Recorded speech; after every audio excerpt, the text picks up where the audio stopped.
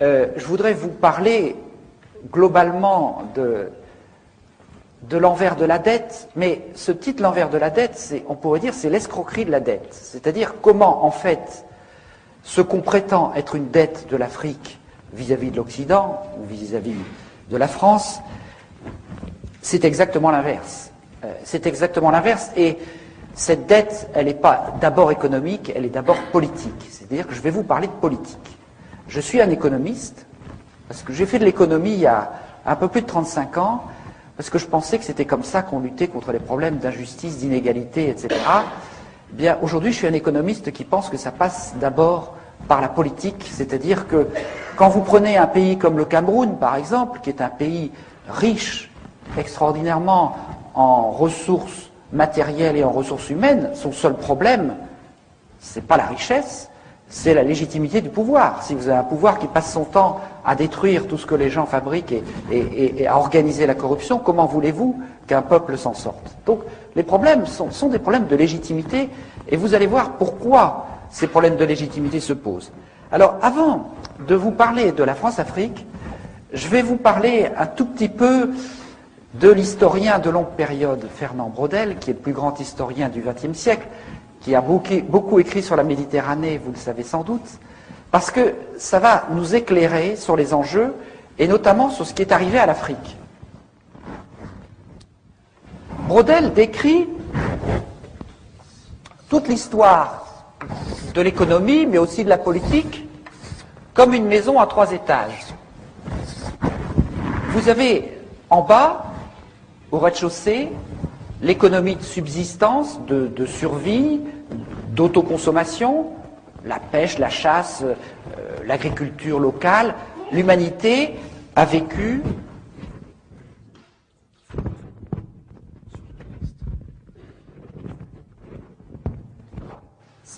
l'humanité a vécu pendant plus d'1 million d'années exclusivement dans ce rez-de-chaussée. Et puis progressivement, il y a eu ce qu'on appelle l'échange local. L'image la plus achevée, c'est l'échange ville-campagne au Moyen-Âge, avec les gens qui allaient de leur campagne jusqu'à la ville dans la journée et qui rentraient le soir, et on voit bien la place du marché, etc., etc. Donc cet échange local, il a commencé il y a 10 ou 15 000 ans, il se poursuit toujours, et puis ensuite Braudel parle de l'échange au loin. C'est-à-dire que des gens ont été capables de monter des expéditions à travers des caravanes transcontinentales, à travers ensuite les navires qui allaient jusqu'en Extrême-Orient, et puis ensuite, grâce à l'essor des télécommunications, à l'essor des moyens techniques et financiers, un certain nombre de gens ont pu s'extraire du marché local pour conquérir des positions mondiales, et ces gens-là vous parlent en permanence du marché, mais en fait, leur seule ambition, c'est grâce à leurs moyens, leur super moyen de se placer en position de monopole ou d'oligopole, comme on dit, c'est-à-dire d'être un ou deux à contrôler le marché. Autrement dit, là, ce que décrit longuement Braudel après un travail de plusieurs décennies et dans son ouvrage majeur Civilisation matérielle, économie et capitalisme, c'est que vous avez 3 étages de l'économie, l'étage d'extrême proximité, ensuite l'échange local, et puis vous passez à l'économie monde ou à la macroéconomie, l'économie au loin. Ici, on ne pratique pas encore les règles du jeu de l'économie. Ici, on les pratique, et ici, on ne les pratique plus. Vous avez la même chose en politique. Vous commencez dans la famille et le clan. Ensuite, vous avez la démocratie locale, parce que toute la démocratie, tout le débat public a toujours été local. D'abord, en contrariété au pouvoir absolu. Et puis ensuite, vous avez la macropolitique, et au niveau macropolitique, on ne pratique plus les règles de la démocratie. Si vous regardez les grands enjeux du monde, le jour où les promoteurs de la démocratie, les Américains, appliqueront à l'échelle de la planète la règle de la démocratie, un homme, une voix, vous viendrez me chercher, mais je crois que je ne serai plus là. Donc, on est dans un système où, ici, on ne pratique pas les règles du jeu de la démocratie, du débat public. Ici, on les pratique, ici, on ne les pratique plus. C'est la même chose en football. Vous apprenez à jouer au football dans la rue, dans la formelle, à côté de chez vous. Ensuite, il y a des millions de personnes qui se mettent à vouloir un arbitre et à pratiquer les règles du jeu. Et puis quand vous vous appelez Bernard Tapie ou Berlusconi, vous commencez à trouver que la glorieuse incertitude du sport, c'est bon pour les autres, mais pas pour vous. Vous avez la même chose dans d'autres domaines. Donc vous avez un mécanisme que décrit Braudel, qui est un mécanisme sociologique où l'humanité fonctionne avec un étage de proximité, puis ici on apprend à survivre, on apprend à échanger, on apprend à naviguer par des phénomènes d'initiation qui permettent de construire les différents étages et très souvent ce qu'on appelle le capitalisme, c'est quand cet étage-là écrase les autres, parce que les autres sont tout à fait indispensables, ils sont même plus qu'indispensables, c'est-à-dire que vous avez deux types de sociétés. Les sociétés ballon de rugby, attendez, c'est un œuf, là, c'est vraiment pas...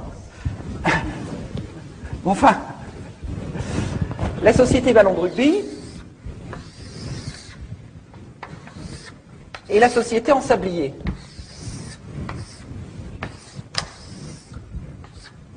La société ballon de rugby, c'est les sociétés, j'aurai l'occasion d'y revenir parce que je terminerai, après vous avoir décrit des choses assez horribles, je terminerai sur une note positive.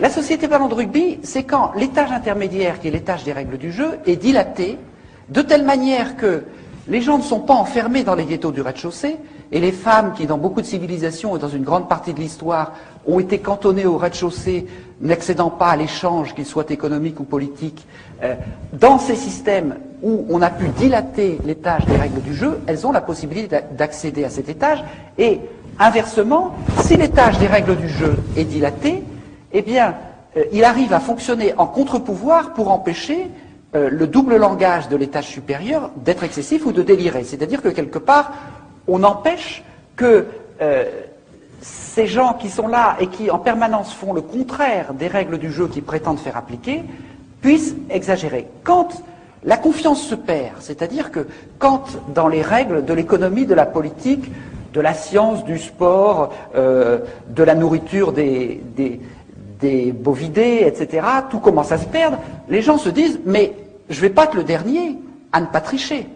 Et à ce moment-là, l'étage intermédiaire qui est dilaté par la confiance dans les règles du jeu se crève comme un ballon et on passe dans le système en sablier. C'est-à-dire qu'il n'y a plus un cycliste qui croit qu'on peut courir sans être dopé. Et par conséquent, on passe dans ce domaine-là. Autrement dit, si vous voulez, ce qui fait qu'il y a une démocratie, qu'il y a un développement, etc., suppose qu'il y ait une confiance dans un minimum de règles du jeu, et quand ces règles du jeu sont trop atteintes, on passe dans des sociétés extrêmement violentes où il y a des très riches, il y a des très pauvres, et les très riches gagnent au détriment des très pauvres.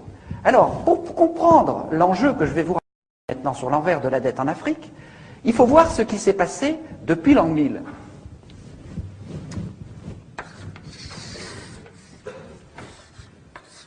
Je dessine brièvement l'Afrique. En l'an 1000, les Africains, ils naviguaient jusqu'en Chine. Il y avait de très grands États en Afrique. À la même époque, nous, en Europe, on clapotait péniblement dans la Méditerranée. Donc, en l'an 1000, les Africains, ils avaient l'économie de subsistance, ils avaient l'échange local, et ils accédaient à l'économie monde, à la macropolitique, à l'économie monde, etc. De même, il y a tout le travail d'Anta Diop sur l'influence, enfin, le rôle des civilisations africaines dans l'Égypte, etc. Donc, tout ce mépris que nous avons et qui est au cœur de ces relations franco-africaines, ce mépris qui consiste à dire qu'il n'y a pas de créativité politique et culturelle en Afrique, est une absurdité totale.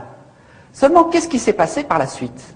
À partir de 1500, il y a eu les Portugais qui ont encerclé l'Afrique de 1400 et quelques 1450 en l'espace d'un siècle. Autrement dit, avec cet encerclement, et puis ensuite l'esclavage, on a capturé l'étage supérieur, l'accès à l'économie monde de l'Afrique. Ensuite, avec la colonisation, on a folklorisé l'étage intermédiaire. On l'a aliéné, l'étage de l'échange local. Et l'Afrique n'a réussi à survivre à ces 3 ou 4 siècles d'agressions épouvantables qu'en se repliant sur le rez-de-chaussée du clan, de la famille, en hypertrophiant les solidarités de cet étage. Donc ça a été quelque chose de formidable pour l'Afrique, parce que quelque part, c'est ce qui lui a permis de survivre. Et ces solidarités-là sont très importantes. J'ai écrit tout un livre sur ce fonctionnement à partir de Braudel, et on s'aperçoit bien que, en permanence, c'est de là que tout repart, c'est là que sont les gènes des civilisations, c'est de là que les valeurs d'une société peuvent repartir. Qu'est-ce que c'est que conquérir l'indépendance à partir de 1960? C'était pour les Africains reconstruire les étages qui avaient été détruits par la colonisation et l'esclavage. Et donc vous allez voir que tout ce que je vais vous expliquer maintenant de la France-Afrique, ça a été un jeu depuis 40 ans qui a consisté en permanence, par toutes sortes de moyens politiques, économiques, barbouzards ou idéologiques, de faire retomber en permanence l'Afrique dans ce niveau-là, en lui disant vous n'êtes pas capable de déployer des règles du jeu, qu'elles soient économiques, politiques, culturelles, à ce niveau-là, ni d'accéder à l'économie monde. Et donc c'est cela l'enjeu dont je vais vous parler maintenant assez brièvement. Qu'est-ce que c'est que la France-Afrique? La France-Afrique, c'est ce qui a été mis en place en 1960, au moment où De Gaulle, à cause de la pression de l'histoire, a dû accorder l'indépendance aux pays d'Afrique. Il a à ce moment-là décrété une nouvelle légalité internationale, l'indépendance. Et en même temps, il a chargé son bras droit, Jacques Foccart, de faire exactement l'inverse. Pour 3 ou 4 raisons. D'abord, pour maintenir le rang de la France à l'ONU avec un cortège d'États clients, pour maintenir l'accès aux matières premières stratégiques, le pétrole, l'uranium, ou aux matières premières juteuses comme le bois, le cacao, etc., pour maintenir le financement de la vie politique, parce que je vous parlerai tout à l'heure des chiffres de détournement de la rente pétrolière ou du bois, etc., ça représente des centaines de milliards. Et les affaires dont on vous parle en France, ce sont des lotos paroissiaux par rapport aux financements politiques qui viennent de l'Afrique. Alors, ça c'était la troisième raison. Et la quatrième, qui m'est apparue plus récemment à travers un certain nombre de travaux historiques, c'est le rôle de sous-traitant de la France dans la guerre froide au service du camp occidental, c'est-à-dire empêcher une partie de l'Afrique de basculer du côté du camp communiste. Donc, pour ces 4 raisons, De Gaulle demande à Jacques Foccart de faire exactement l'inverse de ce qu'il dit. Alors, c'est là qu'il faut comprendre le problème. C'est que si on décrète une nouvelle légalité internationale et qu'on fait exactement le contraire, ce qu'on fait est illégal, ne peut être fait que de manière occulte, cachée. Et c'est pour ça que toutes ces relations franco-africaines sont très majoritairement cachées aux yeux du public, parce qu'elles sont inavouables, puisque la nouvelle légalité, c'est l'indépendance. Autrement dit, la France-Afrique, c'est comme un iceberg. Vous avez 10% d'émergés, la France, patrie des droits de l'homme, meilleure amie de l'Afrique, généreuse, etc., toute une face immaculée dans la relation franco-africaine, et vous avez 90% d'immergés, qui est la réalité profonde de la réalité franco-africaine, qui est le système mis en place par Jacques Foccart et qui visait à maintenir la dépendance. Quels étaient ces moyens inavouables? Je vais très vite parce que je voudrais ensuite passer à l'actualité et puis aux enjeux actuels. Quels étaient les moyens parallèles, illégaux, inavouables de tenir cette relation franco-africaine? Le premier, ça a été de faire un grand ménage pour choisir des chefs d'État amis de la France, souvent d'ailleurs avec la nationalité française, parfois tout simplement des agents des services français comme Omar Bongo, qui vivent souvent en France d'ailleurs, tous ces gens-là. Donc on a choisi des proconsuls à la peau noire. On les a choisis comment? D'abord par une guerre civile épouvantable au Cameroun, qui a fait entre 100 000 et 400 000 morts, une guerre digne du Vietnam qui ne figure dans aucun manuel d'histoire. Ensuite, en assassinant les chefs d'État légitimes élus par la population, comme Sylvanus Olympio au Togo, qui a été assassiné par 4 sergents-chefs revenant de la guerre d'Algérie, dont l'un d'entre eux est toujours au pouvoir, Eyadema, tout cela sous la supervision de l'officier français qui était chargé d'assurer sa sécurité. Barthélemy Boganda, par exemple, le centrafricain, est mort dans un accident d'avion suspect, donc on a fait un grand ménage. Ensuite, les autres, on les a promus par la fraude électorale ou par la corruption, les moyens classiques. Il n'y en a qu'un seul qui a résisté, qui est Sékou Touré, mais qui a connu tellement de vrais complots en l'espace de 2 ans qu'il a fini par en voir défaut et par devenir paranoïaque, donc par être écarté quelque part du jeu. Donc on a mis en place un certain nombre de chefs d'État amis et on a pu tenir ce système par un ensemble de mécanismes parallèles que je n'ai pas beaucoup le temps de décrire, mais sur lesquels on reviendra si vous voulez. C'est une présence mercenaire, mais ces mercenaires comme Bob Denard, c'était déjà des vrais faux mercenaires, puisque chaque fois qu'il avait un procès, l'ensemble des services secrets venait dire « Mais monsieur Denard travaille pour vous, pour nous. Ce n'est pas un mercenaire, c'est un corsaire de la République. » Donc on voit bien que c'était des moyens occultes qui en fait ne trompaient pas grand monde. Mais il y a d'autres moyens beaucoup plus subtils, beaucoup plus forts, c'est les entreprises faunées des services secrets français, notamment Elf, dont le Floch Prigent, l'ancien PDG, nous explique simplement que Elf, c'était le fauné des services secrets français, c'est-à-dire que les dizaines, les centaines de milliards prélevés sur le pétrole, entre le prix d'achat très, très faible et le prix de vente, et aussi avec les quantités de cargaisons non déclarées, une cargaison non déclarée, ça fait chaque fois 150 millions de francs. Bon, tout cet argent a permis de mener un certain nombre d'actions secrètes, par exemple la guerre de la France contre le Nigeria, cette fameuse guerre du Biafra pour conquérir la partie pétrolière du Nigeria, mais aussi tout un tas de coups d'État, de guerres civiles, de trafic d'armes, dont je vais vous parler tout à l'heure. Et tout cela a été alimenté par un certain nombre de circuits financiers parallèles, par les surfacturations des gros chantiers, par un certain nombre de petites entreprises de sécurité dans l'environnement pétrolier qui faisaient payer 3 fois leurs prestations et qui étaient dirigées par des gens comme Denard. Donc la différence servait à leurs bonnes œuvres. Ou bien les missions de coopération, nous en avons eu la preuve, avaient des petites sociétés barbouzardes qui leur facturaient 3 fois le prix pour se mettre de côté la différence et puis pouvoir mener leurs actions parallèles. Donc on a mis tout un tas de mécanismes qui permettaient de pomper le fric, si vous voulez, des pompes à fric, qui permettaient de tirer une bonne partie de la substance de la rente des ressources africaines et de l'extraire, notamment, grâce au franc CFA. On vous dit toujours le franc CFA, c'est un cadeau fait à l'Afrique. Le franc CFA, ça veut dire colonie française d'Afrique, je vous rappelle. Bon. Le franc CFA, étant donné que c'est un franc convertible, ça permettait de manière très simple que quand on faisait un don ou un prêt à l'Afrique, eh bien l'avion repartait aussi vite de Yaoundé ou de Lomé pour aller en Suisse, et là les billets neufs, grâce à la convertibilité du franc CFA, étaient transformés en devises et partagés entre le décideur français et le responsable africain. Une partie de la dette de l'Afrique qui s'explique comme ça. Bon, mais c'est vrai, ça c'est le mécanisme le plus simple, il y en a d'un peu plus compliqué, c'est toujours le même principe.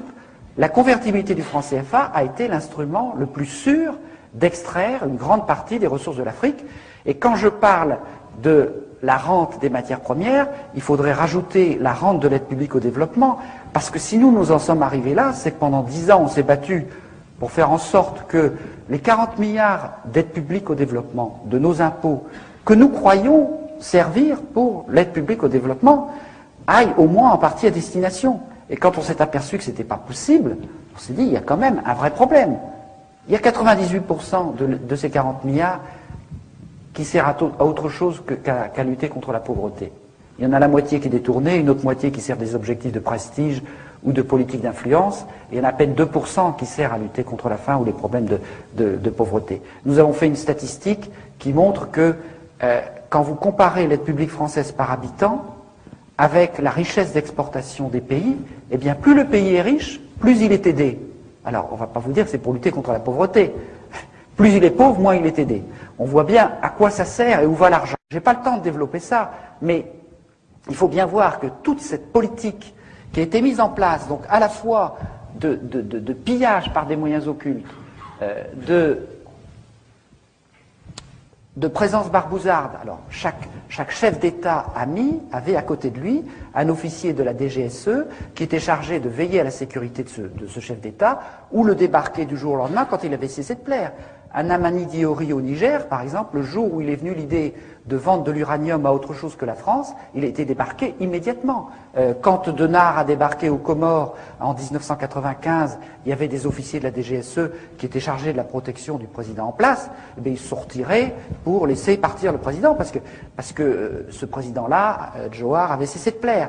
Donc on voit bien qu'on est dans un mécanisme du degré zéro de l'indépendance, que ce soit au niveau politique, au niveau monétaire, Au niveau économique, au niveau militaire, là non plus, je n'ai pas le temps de développer, mais tous les généraux, les officiers sont formés en France, recrutés, n'ont une carrière rapide que ceux qui entrent dans les cercles d'initiés, et ces généraux deviennent assez souvent d'ailleurs chefs d'État et sont dans un copinage permanent avec les réseaux militaires de la France-Afrique. Donc on est dans un mécanisme de captation de la dépendance totale. Pour vous donner un dernier exemple, qui est le plus caricatural, enfin peut-être pas, mais le plus actuel, c'est ce qui se passe au niveau des élections depuis 1990. Parce que, vous comprenez, dans la mesure où on met ici en place des chefs d'État amis, et on leur dit, enrichissez-vous, confondez l'argent public et l'argent privé, donnez l'exemple de la corruption. Dans la mesure où on dit ça à ces gens-là, on comprend bien que le développement, il n'a pas été très loin. Si vous passez du service public, qui restait un tout petit peu au moment des indépendances, au self-service public généralisé, si vous avez cette corruption qui monte, en plus la baisse du cours des matières premières, et puis ensuite, je vous expliquerai le scandale de la dette, vous voyez bien que ces dirigeants, quand est arrivé en 1990 une incroyable poussée démocratique en Afrique, ils ne pouvaient pas dire au peuple « élisez-moi parce que je vais faire le bien et le développement du peuple ».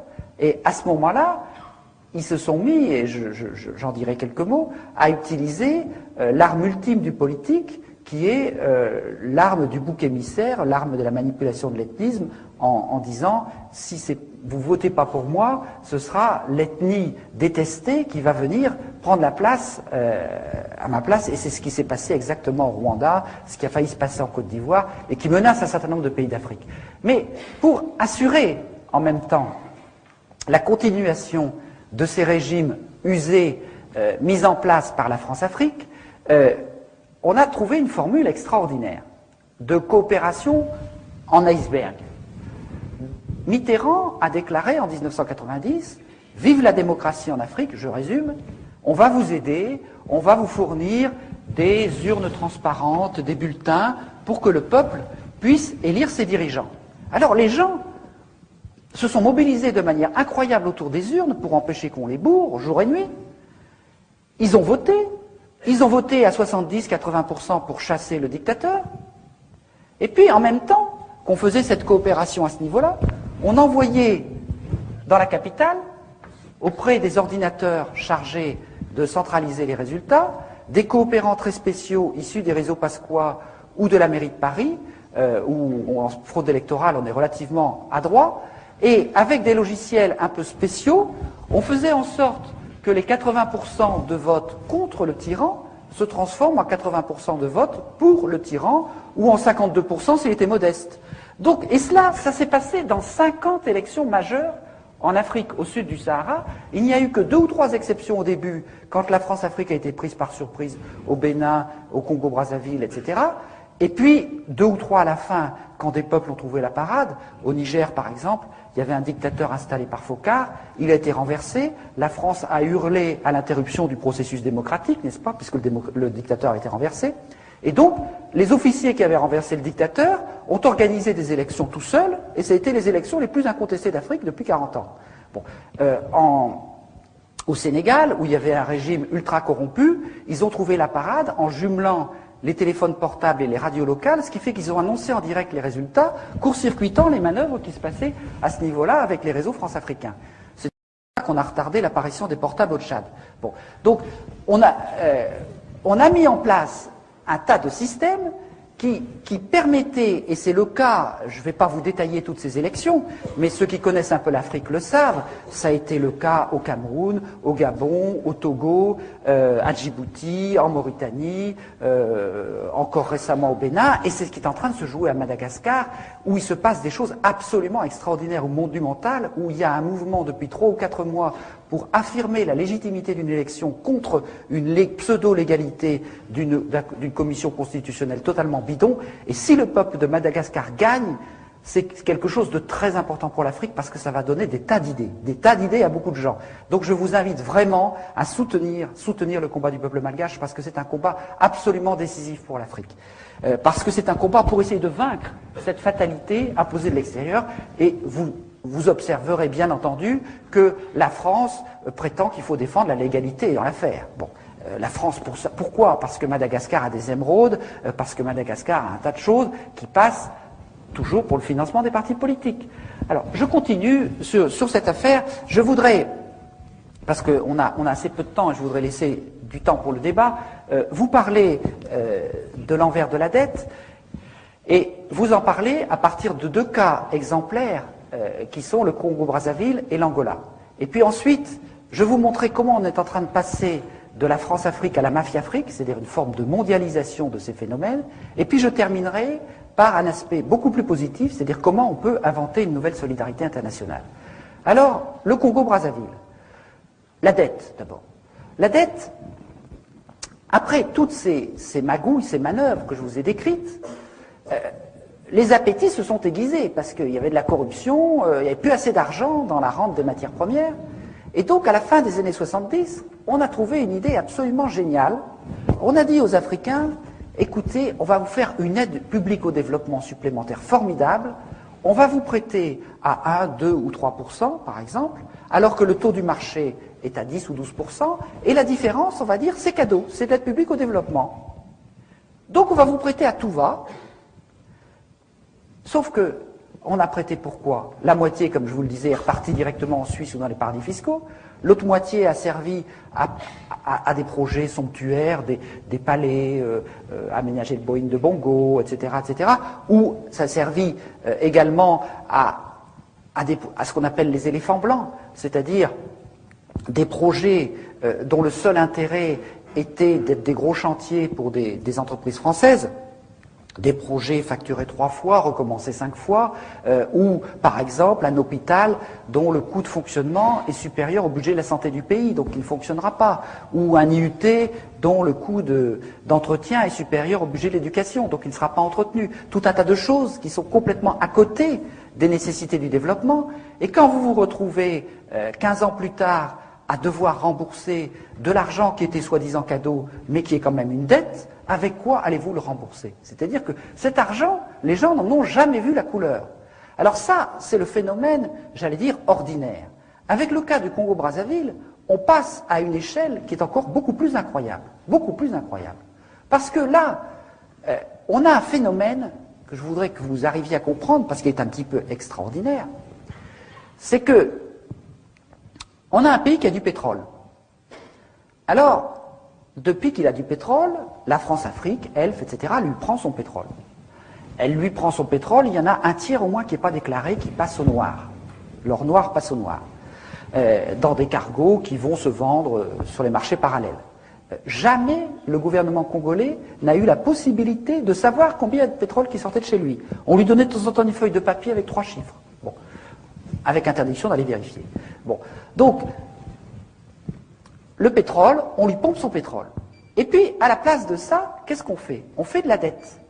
On dit aux gens, écoutez, endettez-vous, on va vous faire un château à Paris, on va vous donner de l'argent par là, etc.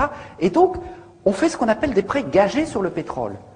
On a vendu le pétrole pour 10 ans, 15 ans, tout le pétrole à venir. Et avec ça, ces prêts gagés, on vous explique qu'on passe par 30 ou 40 intermédiaires. On fait le tour de tous les paradis fiscaux. Chaque fois, il y en a un qui prend 1 ou 2%. Chaque fois, ça augmente la dette. Et puis, ensuite, on revend la dette, etc., etc. Et puis, c'est comme des œufs en neige. On vous a fait une dette au départ sur du pétrole que vous allez extraire dans 5 ans. Et cette dette, à force de se monter comme des œufs en neige, elle se multiplie par 3, 4, etc. Et vous vous retrouvez avec un des pays les plus riches d'Afrique, qui est le Congo-Brazzaville, qui, à la fin, a une dette qui est égale à 3 fois sa production annuelle globale, son PIB, comme on dit. Donc, vous avez quelque chose d'extraordinaire. On vous prend le pétrole, et à la place, au lieu de vous mettre de l'argent, on vous prend de l'argent. On vous enlève 3 fois l'argent. C'est quand même une opération formidable. Alors, je ne vous rentre pas dans tous les détails, parce que les mécanismes qui passent par les paradis fiscaux, tous les intermédiaires, il y en a des quantités, je décris ça en détail dans l'envers de la dette, c'est un peu compliqué, mais le résultat, il est là. C'est-à-dire, c'est pas plus et moins, c'est pas de la comptabilité en partie double, on prend du pétrole, on met de l'argent. Non, on prend du pétrole et on arrive à prendre de l'argent. Et puis alors, ce qui est encore plus extraordinaire, c'est qu'il y a une partie de cet argent qui sert à acheter des armes On arme les deux cours de la guerre civile, comme je vais vous l'expliquer, et avec ça, le pays est détruit. Bon, c'est extraordinaire. Comme criminalité répétitive, c'est quand même intéressant. On prend le pétrole, on met la dette, on détruit le pays. C'est assez radical. Alors évidemment, le pays, après ça, est dans une difficulté assez importante pour aller discuter le pourcentage du pétrole. Et donc je vais vous raconter ça, non plus sous l'angle de l'envers de la dette, mais sous l'angle de l'actualité politique, criminelle et militaire du Congo-Brazzaville. Qu'est-ce qui s'est passé en 1990 ? On avait une dictature dirigée par M. Denis Sassou Nguesso. M. Denis Sassou Nguesso, c'est un personnage assez folklorique, anti-impérialiste, développant des discours sur l'inégalité, le marxisme, etc., etc. Mais le Floch a une phrase magnifique, il dit « Le Congo a été un temps marxiste toujours sous contrôle d'Elf ». C'est-à-dire qu'il y avait un agent des services français qui était déguisé en marxiste et qui était en fait le contrôleur d'Elf. Bon, alors cet agent-là, c'était monsieur 17%. Pourquoi ? Parce qu'il demandait pour son pays que 17% du pétrole. C'était quand même un monsieur bien confortable. Alors, par ailleurs, il touchait de l'argent grâce à tous les détournements, mais ça, c'est une autre affaire. Pour Elf, ça ne coûtait que 17% du pétrole déclaré. Alors, il y a un grand mouvement démocratique qui apparaît à partir de 1990. Les gens se réunissent en conférence nationale souveraine, c'est un peu comme 1789, tout le peuple se met ensemble, on élabore une nouvelle constitution, on veut redémarrer la vie politique et démocratique du Congo-Brazzaville. À ce moment-là, les gens se disent, mais on voudrait quand même un petit peu plus d'argent du pétrole, on va demander le double, 33%. C'est insupportable à Elf, et on a trouvé la preuve dans les coffres-forts d'Elf, ce qui est rarissime, lors d'une perquisition menée par les juges Joly et Wisniewski, d'un coup d'État préparé aussitôt pour renverser la démocratie par Elf, le réseau Pasqua et le réseau Focard. On a trouvé les détails de la préparation. Ce coup d'État a échoué, un président a été élu, certes imparfait, qui a beaucoup de reproches à se faire, mais au moins c'était l'élu de la population. Mais pendant ce temps-là, et là je n'ai pas le temps de vous raconter cette histoire qui est assez compliquée, mais aussitôt, les réseaux France-Africains, les réseaux Pasqua, Focard, Chirac, etc., tout le monde s'est employé à remettre en place monsieur 17%. Oui, j'ai oublié de dire que, après la conférence nationale souveraine, monsieur Sassou Nguesso s'est présenté aux élections, il a eu 17%. Donc c'est vraiment monsieur 17%. Donc, monsieur 17%, il fallait le remettre en place. Donc, comment on a fait ? On a commencé à larguer des armes. Monsieur Sassou Nguesso a un gendre assez riche, un voisin qui s'appelle Omar Bongo, président du Gabon. Monsieur Sassou Nguesso a des relations dans toute la classe politique française, depuis l'extrême droite jusqu'à l'extrême gauche. On a commencé à larguer des armes. On a une préparation politique qui a été faite également depuis la mairie de Paris, par un certain monsieur Probst, enfin je passe sur les détails. Et en 1997, donc une guerre civile se déclenche pour renverser le pouvoir qui avait été établi par le renouveau démocratique du Congo-Brazzaville. La guerre civile a duré 4 mois. Pour renverser le régime en place, je suis obligé de vous dire la liste de tous ceux qui ont participé parce que c'est assez incroyable.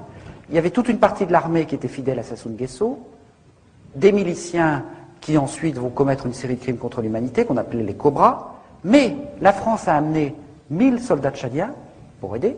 Il y avait une partie de la garde présidentielle de Mobutu, de sinistre mémoire, qui s'était repliée de l'autre côté du fleuve, donc à Brazzaville, qui a contribué à combattre aux côtés de Sassou Nguesso. Il y avait toute une partie de l'armée qui venait de commettre le génocide au Rwanda 3 ans auparavant, qui s'était réfugiée comme par hasard au Congo-Brazzaville, en France-Afrique, et qui a contribué également aux côtés de M. Sassou Nguesso.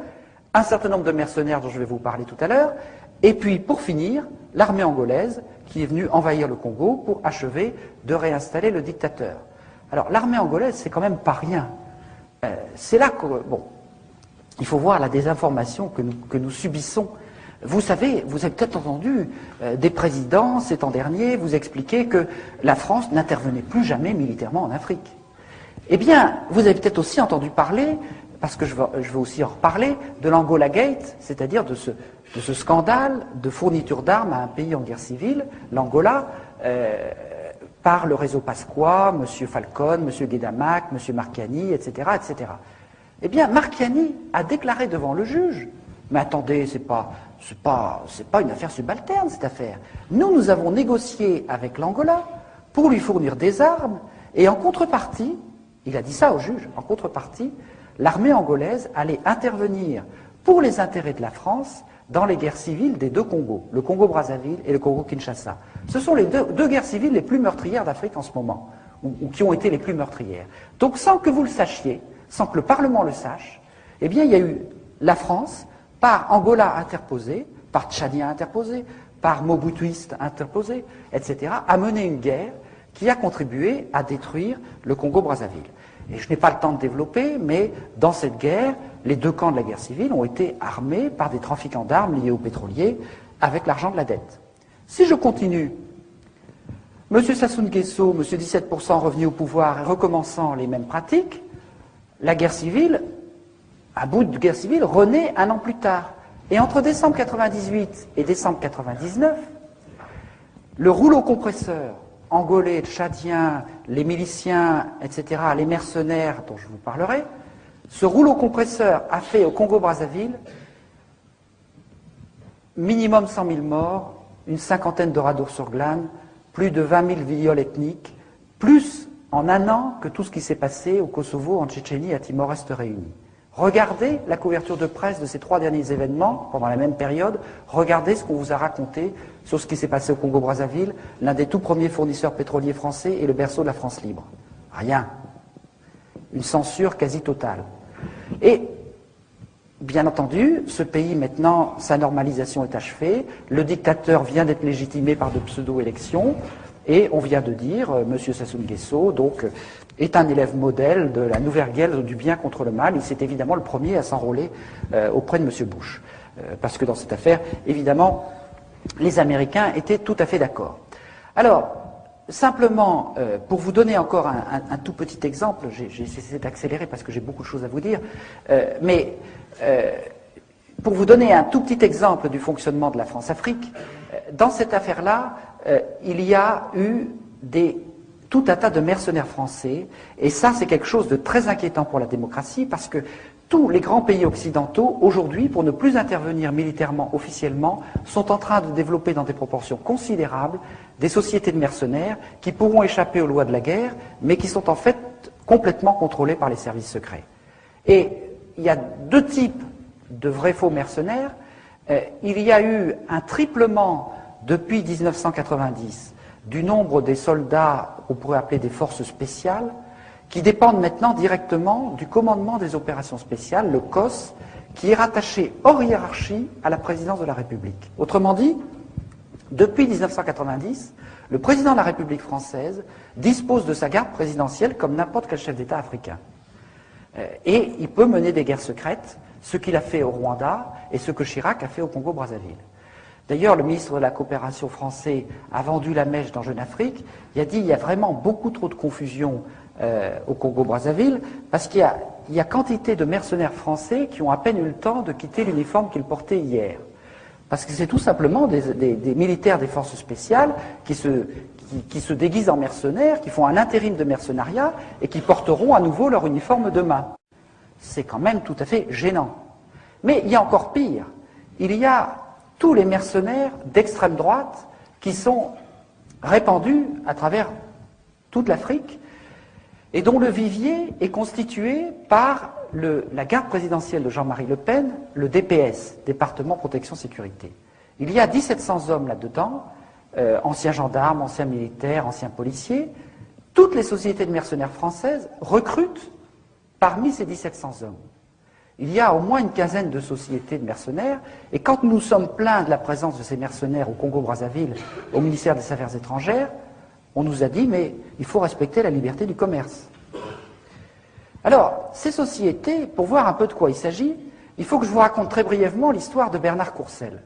Bernard Courcelles est un officier du plus secret des services de renseignement français, qui s'appelle la sécurité militaire ou la DPSD. La DPSD est chargée entre autres du contrôle des trafics d'armes et des mercenaires. En 1980, il démarre sa carrière avec un certain Bruno Gollnisch, qui a fait une autre carrière par la suite. Bernard Courcelles, chargé de contrôler les mercenaires, il crée sa société de mercenaires avec son frère, qu'on verra ensuite dans les 15 années à venir. Ensuite, il est chargé de la sécurité de l'entreprise Lucher, qui fournit des armes à l'Irak et à l'Iran pendant toute la guerre des années 80. car la stratégie occidentale, c'était que la guerre dure le plus longtemps possible. Ensuite, je passe quelques épisodes, en 1990, il devient en quelque sorte le garde du corps de Madame Mitterrand-Bis, Anne Pajot. Madame Mitterrand-Bis était conservatrice du musée d'Orsay, et pas du Quai d'Orsay, pardon. Et Monsieur Bernard Courcelles a été chargé de la sécurité du musée d'Orsay. Quand on sait les dizaines de millions, pour ne pas dire les centaines de millions, que Mitterrand a dépensé pour garder le secret de sa vie privée, on peut difficilement imaginer un personnage plus près du cœur du pouvoir. Or, sans transition, en 1994, M. Bernard Courcelles est nommé directeur de la garde présidentielle de Jean-Marie Le Pen. Il passe de Mme Mitterrand-Bis à Jean-Marie Le Pen sans transition, et pendant 6 ans, il va être le directeur de ce vivier de mercenaires, qui l'enverra un peu partout, en Afrique et ailleurs. En 1999, il devient directeur de la garde présidentielle de M. Sassou Nguesso au Congo-Brazzaville, qui venait de commettre une série de crimes contre l'humanité, et 2 mois plus tard, directeur de la sécurité des installations pétrolières françaises au Gabon, un poste tout à fait marginal. Donc vous voyez cette espèce de glissement entre Mitterrand, les trafics d'armes, les mercenaires, la garde présidentielle de Le Pen, la sécurité des installations pétrolières, ça a quelque chose de tout à fait hallucinant. Et vous avez peut-être vu récemment sur France 3, après un interview dans Libération, qu'un repenti de chez Courcelles avait expliqué comment ils faisaient leurs coups en Afrique, comment de temps en temps ils venaient aussi menacer des opposants en France, et comment, quand ils étaient un peu trop désœuvrés, on les envoyait dans les quartiers sensibles brûler des voitures pour y attiser aussi un peu l'ethnisme, parce qu'il n'y a pas de raison de développer le racisme seulement en Afrique. Donc vous voyez quand même que ces mécanismes sont assez inquiétants pour la démocratie. Alors je continue dans le négatif avant de passer un peu plus dans le positif, parce qu'il faut aller au fond du négatif. Il faut quand même nettoyer un peu les esprits de ce côté-là. Alors, il faut un petit chiffon. Je passe en Angola. L'Angola, c'est un pays très contrasté. C'est le pays le plus riche d'Afrique. Il y a d'énormes gisements d'or noir, de pétrole. C'est l'Arabie saoudite du XXIe siècle. Des patates d'or noir, de pétrole, gigantesques au large de l'Angola. Et en même temps, c'est le pays le plus malheureux d'Afrique parce qu'il est en guerre civile depuis 25 ans. On sait aujourd'hui, c'est tout à fait prouvé, que les Américains, les Français et d'autres armaient les deux côtés de la guerre civile. D'ailleurs, à Elf, c'était très simple. Sirvin armait les rebelles et Tarallo armait le gouvernement. Donc ça pouvait durer longtemps. Donc, un pays en guerre civile, un pays avec une richesse pétrolière extraordinaire. Alors, à ce niveau-là, quand il y a tant de pétrole, il faut partager les risques. On fait ce qu'on appelle des consortiums, c'est-à-dire des camemberts. Donc vous avez une grande patate d'or noir qui va produire 3-4 millions de tonnes, et vous avez ceci qui n'est pas un signe de paix, 43% pour Total Elfina, 43% pour une société anglo-saxonne, Chevron, Exxon ou tout ça, parce qu'évidemment, l'opposition, la guéguerre franco-américaine ou franco-britannique, c'est de la propagande à usage subalterne. Quand il s'agit de choses sérieuses, on s'entend. Mais le plus intéressant, c'est ce qui se passe ici. C'est-à-dire, il y a 10% pour une société qui s'appelle Falcon Oil. Alors, Falcon Oil, c'est M. Falcon qui a enlevé un nœud et qui a fondé une société pétrolière aux États-Unis. Il n'est pas plus pétrolier que vous et moi, mais lui, le pasquoyen anti-américain, s'est installé à côté de Bush et était le plus gros contributeur de la campagne électorale de Bush. Puis à côté, vous avez une société de mercenaires israéliens, l'Efdan, et ce type de schéma, avec d'autres sociétés, vous le retrouvez dans toutes les patates d'or noir. Autrement dit, vous avez un gisement gigantesque, est inscrit pour toute sa durée de vie la fourniture de biens et services de guerre. C'est comme ça que tous les pays d'Afrique et d'ailleurs, qui ont le malheur d'avoir du pétrole, au lieu que ça les enrichisse, ça les appauvrit, parce que la guerre est dans les gènes de l'exploitation pétrolière. Quand on a compris ça, on est obligé d'entrer dans des considérations assez inquiétantes. C'est-à-dire que, en fait, tous ces gens, les Marchiani, les Falcon, les Guedamac, les Sirvin, etc., ces gens-là qui sont dans le pétrole, ils sont aussi dans les ventes d'armes. C'est pour ça que l'affaire Elf est une affaire de trafic d'armes. Pourquoi, quand on parle d'affaire Elf, c'est l'affaire des frégates de Taïwan? Mais parce que c'est exactement la même chose. Tout l'argent du pétrole, une grande partie de l'argent du pétrole, passe par les paradis fiscaux. Une grande partie passe par des circuits opaques et occultes. Or, les armes, c'est la même chose. Il y a entre 25 et 50% de commissions. Tout passe par les paradis fiscaux. Et donc, puisque c'est les mêmes tuyaux, c'est les mêmes gens qui s'en occupent. Ces gens-là, ils font à la fois dans le pétrole et dans les armes. C'est d'autant plus pratique qu'il y a une partie de l'argent du pétrole qui sert à acheter des armes. Et tout ça constitue des cagnottes considérables. Pourquoi? Parce qu'il n'y a pas seulement les armes et le pétrole. Tous ces gens-là dont je viens de vous parler, ce sont soit des agents des services secrets, soit des honorables correspondants des services secrets. M. Falcon et M. Guedamac étaient protégés par la DST. M. Guedamac est aussi dans l'orbite de l'ancien KGB, du Mossad. M. Falcon est très proche des États-Unis. Tous ces gens-là, ils sont multicartes des services secrets. Alors, qu'est-ce que ça veut dire en fait? Ça veut dire que depuis la guerre froide notamment, l'ensemble des services secrets des deux camps ont toujours eu des besoins de financement très supérieurs à ce que leur votaient les parlements. Et par conséquent, depuis toujours, ils se sont constitués des cagnottes en trafiquant, en magouillant dans le pétrole, dans les armes, mais on pourrait aussi dire les diamants, la forêt, etc. Donc vous avez une sorte de triangle. Armes, pétrole, services secrets.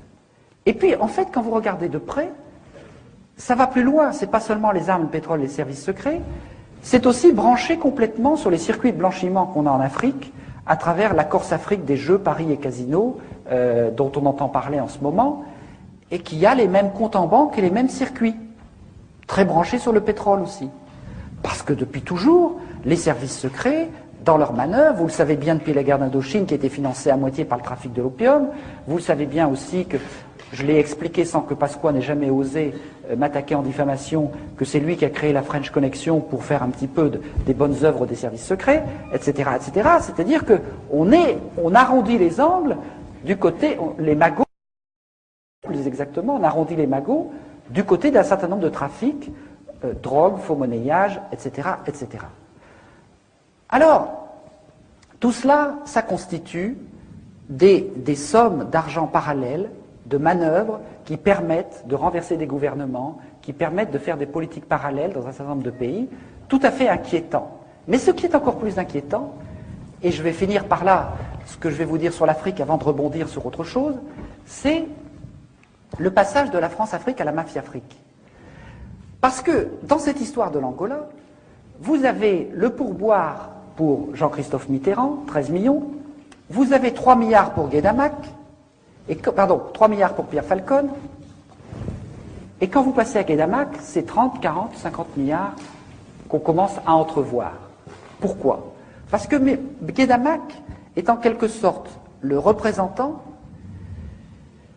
de cette énorme masse financière que certains appellent la mafia russe, mais qui est tout simplement le pillage de la Russie qui s'est produit en l'espace de 4 ans entre 1989 et 1993. Au moment où le mur allait s'effondrer, le KGB et la nomenclature russe, en l'espace de 4 ans, ils ont bradé à 10% de sa valeur les énormes stocks stratégiques d'aluminium, d'engrais, de diamants, de pétrole et les armes de l'armée rouge qui étaient en quantité considérable. Ils les ont vendus à 10% de leur valeur pour que la différence puisse être placée dans les paradis fiscaux en Suisse et ailleurs. Et cette somme-là, ça représente 500 milliards de dollars. Avec cet argent-là, ces gens-là qu'on appelle aujourd'hui les nomenclaturistes ont racheté la Russie, et ils ont racheté une partie de la Côte d'Azur, et ils ont racheté aussi une partie du pétrole en Angola. Ils ont fait un certain nombre de trafics. Ils ont même été jusqu'à racheter la plus vieille banque américaine, la Bank of New York. Alors là, les Américains ont dit stop quand même. On veut bien jouer avec vous, mais il y a des limites. On n'a pas vaincu l'URSS pour que vous veniez racheter nos banques. Donc, à ce moment-là, ils leur ont dit, mais les 10 milliards les 10 milliards de dollars d'argent du FMI, ils ne seraient pas disparus par hasard? Alors, effectivement, ils étaient disparus. Et disparus par ce circuit-là. Alors, après cette sommation, dont vous avez sûrement beaucoup entendu parler, un mois plus tard, le FBI a reçu l'ordre d'arrêter l'enquête sur ces 10 milliards de dollars du FMI. Pourquoi? Parce que ce que je suis en train de vous expliquer, c'est que Guedamac, c'est, je vous ai dit, l'ex-KGB, le FSB, la DST, le Mossad, quelques autres services encore. Il est associé à Falcon, qui est branché sur les États-Unis, et on pourrait continuer longtemps comme ça. Donc en fait, qu'est-ce qui est en train de se passer depuis 3 ou 4 ans? C'est que ces nappes souterraines parallèles gérées dans l'orbite des lobbies militaro-industriels, des pétroliers et des services secrets sont en train de s'interconnecter. On a une mondialisation des phénomènes de criminalité financière ou d'argent parallèle des différentes nationalités. Et c'est ça qui est en train de se passer à travers des personnages comme Guédamak, qui est en quelque sorte le porte-parole de la masse financière russe. Donc on s'aperçoit qu'on est en train d'assister à une espèce de prise de contrôle extrêmement dangereuse, parce que la France-Afrique, qu'est-ce que c'était? C'était une raison d'État mise en place par De Gaulle avec des pratiques de voyous, des pratiques illégales de voyous. Mais quand vous avez des gens qui pendant 40 ans font des pratiques de voyous, eh bien ils deviennent des voyous. Un Sirvin, qui est un honorable correspondant des services secrets, il dit, mais j'ai de quoi faire 20 fois sauter la République, j'ai de quoi me payer toute la classe politique, ce qu'il a fait. Donc ce n'est plus la classe politique qui commande aux services secrets, c'est ces gens-là qui se mettent à commander à la classe politique. Donc tout ça est extrêmement inquiétant par rapport à notre démocratie, outre que ça contribue à détruire l'Afrique et à lui coller des dettes qui n'ont ni queue ni tête. Bon. Mais je voudrais maintenant terminer assez rapidement en passant sur l'enjeu politique majeur qui est derrière tout ça. Derrière tout ça, il y a d'abord le problème de l'accélération incroyable de la délinquance, de la criminalité financière, de la dérégulation financière, qui est en train de constituer un gouvernement parallèle du monde. Bon. Et une partie des événements récents s'explique aussi par cela. J'espère que certains d'entre vous ont lu Révélation ou la boîte noire, parce que tout ça est parfaitement expliqué là-dedans. En fait, tout cela, la criminalité financière, peut paraître mystérieux, mais ce n'est pas si compliqué que ça. En fait, qu'est-ce qui est en train de se passer dans cette mondialisation négative? C'est que, autrefois, pourquoi avons-nous été capables de dilater cet espace intermédiaire, je vais y revenir tout à l'heure, de construire des biens publics en France, etc. C'est parce que quand dans un État-nation, il y a des gens qui fraudent ou qui font de l'escroquerie, la police, la justice ou le fisc a la possibilité d'aller contrôler leurs comptes en banque. Aujourd'hui, c'est totalement impossible dans le cadre de la mondialisation. Le juge Van Ruymbeck vous explique qu'un mafieux qui place 10 millions de dollars d'argent de la drogue en Suisse, à Genève ou à Lugano, en 24 heures, il crée 4 sociétés écrans dans 4 paradis fiscaux, il fait 4 virements, et si un juge vient le savoir par miracle, il lui faut 1 an et demi pour remonter chaque virement. C'est-à-dire 6 ans pour remonter ce que quelqu'un a déplacé en 24 heures. Par conséquent, on est dans un système d'impunité totale. Et il n'y a aucune raison que ça s'arrête. Aujourd'hui, la moitié des transactions financières internationales passent par les paradis fiscaux. 1000 milliards de dollars chaque année d'argent du crime rentrent dans le système bancaire, y compris dans les plus grandes banques françaises. Et dans l'envers de la dette, j'explique que les 3 des principaux établissements bancaires français, le Crédit Agricole, la Société Générale, la BNP Paribas, sont profondément impliqués dans ces mécanismes de destruction de l'Afrique. Bon. Donc, vous voyez que on est dans un mécanisme totalement dérégulé, et ce que vous explique très bien Denis Robert dans ses livres Révélation et la boîte noire, c'est que tout ça n'est pas si mystérieux que ça, qu'on peut d'ailleurs probablement lutter contre assez facilement, parce que tout ça est rassemblé dans 2 chambres de compensation mondiales, l'une à Bruxelles, l'autre à Luxembourg, qui s'appelle Euroclear et Clearstream, et que dans ces cocottes minutes de la finance mondiale, eh bien, ils ont découvert que la moitié des comptes étaient non déclarés et étaient dans les paradis fiscaux.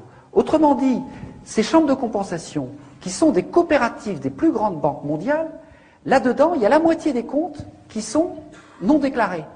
Et il y a même tout un tas des opérations qui se font par des circuits parallèles dans l'informatique de ces établissements. Alors ça, c'est à la fois tout à fait désespérant, mais c'est aussi plein d'espoir. Parce que dans l'histoire des contre-pouvoirs dont je vais commencer à vous parler, Très souvent, on a retourné comme un gant quelque chose qui avait été créé par des pouvoirs ennemis. Le Parlement qui avait été créé comme Conseil du roi a été transformé en Assemblée nationale. Eh bien, ces chambres de compensation qui gèrent la finance mondiale, il suffirait d'une volonté politique européenne pour les transformer en banque centrale sous contrôle public. Et à ce moment-là, on aurait les traces de toutes les opérations de criminalité dont je viens de vous parler, et je n'ai malheureusement pas le temps de vous expliquer que nous sommes en train de découvrir, avec les gens qui se battent contre la dette, tout un tas d'instruments juridiques qui permettent de faire des procès à ceux qui ont accordé la dette pour montrer non pas qu'il faut remettre la dette, mais que la dette est nulle pour toutes sortes de raisons juridiques. Il y a tout un tas de précédents juridiques qui ont été trouvés et qui montrent qu'on peut tout à fait attaquer les différents éléments de la dette devant des tribunaux occidentaux et qu'on a des chances, en fonction d'un certain nombre de précédents historiques et juridiques, de pouvoir montrer que toute cette escroquerie est nulle juridiquement.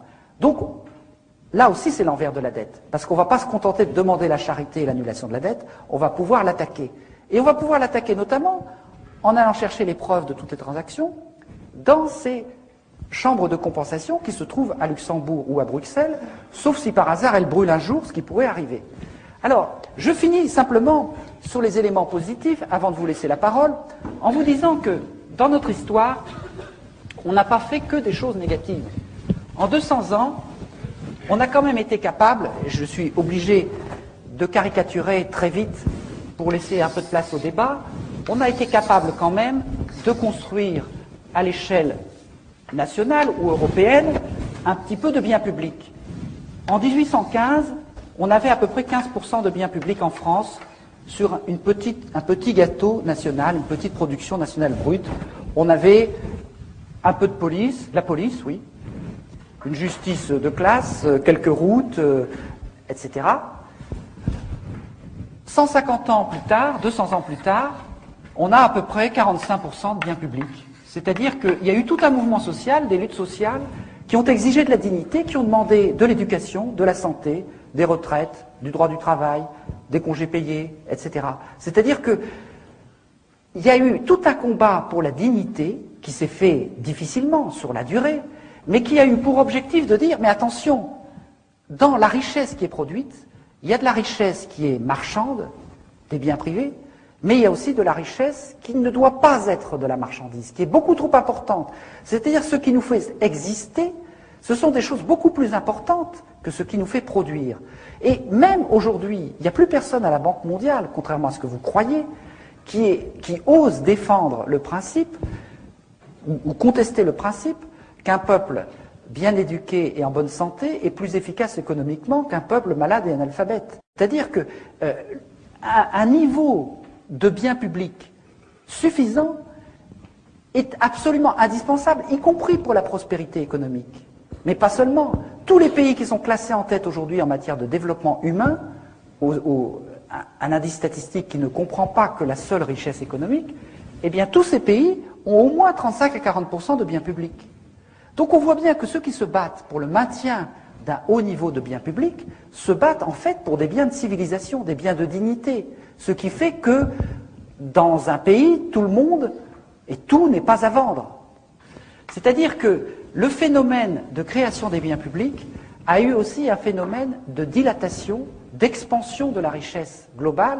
Et contrairement à tous ceux qui prétendaient que ce n'était pas possible de payer la santé, l'éducation, les congés payés, etc., ça a développé tout un tas d'activités qui fait qu'en fait, aujourd'hui, y compris la richesse privée, est plus importante que quand on avait moins de biens publics. Eh bien, quel est l'enjeu au niveau international? Aujourd'hui, au niveau international, on a 0,3% de biens publics à l'échelle mondiale. Quelque chose de ridicule. On va devoir, de manière absolument indispensable, si on veut combattre l'effet de serre, si on veut combattre les grandes épidémies, si on veut assurer la sécurité alimentaire, une justice pénale internationale, combattre la pollution des océans, on va devoir créer du bien public à l'échelle mondiale, y compris aussi pour réguler la criminalité financière. En même temps, les deux jeunes Guinéens qui, en s'envolant dans une soute d'avion, il y a 2 ans, ont dit aux dirigeants d'Europe, nous sommes des êtres humains, nous avons droit à l'éducation et à la santé. Ils sont morts de froid, mais ils ont été enterrés comme des prophètes dans leur pays, et c'est des prophètes. Ils ont parfaitement raison. On ne pourra pas ne pas leur donner raison. C'est inévitable. Donc, nous allons conquérir, tous ensemble, des biens publics à l'échelle mondiale. Et ça change totalement le principe de la solidarité internationale. Parce que là, ce n'est pas nous qui allons les aider à travers une espèce d'aide au développement néocoloniale, plus ou moins charitable et plus ou moins détournée.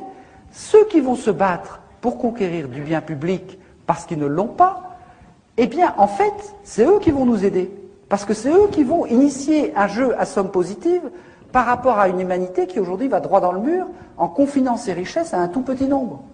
Donc on se rend compte que la perspective d'une construction des biens publics à l'échelle mondiale, sur laquelle nous avons beaucoup travaillé et qui est beaucoup plus accessible que vous ne pensez, parce que nous avons dans notre mémoire le souvenir de la manière dont nous les avons conquis, eh bien, cette construction des biens publics à l'échelle mondiale renverse complètement la perspective de la solidarité internationale. Et à partir de là, j'en viens maintenant tout de suite à ma conclusion, si un Jean-Christophe Mitterrand, qui plaide son innocence dans tous les sens du terme, est capable de planquer 13 millions de francs en Suisse pour ne pas payer l'impôt, ça veut dire que bientôt il n'y aura plus que les pauvres et les imbéciles pour payer leurs impôts, c'est-à-dire pas grand monde.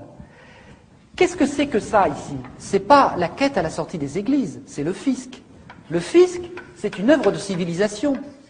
Il n'y a pas de bien public s'il n'y a pas un petit peu de solidarité collective. Qu'est-ce que c'est que les paradis fiscaux? C'est la destruction du fisc, c'est-à-dire la destruction de tout ce que nous avons conquis en 2 siècles.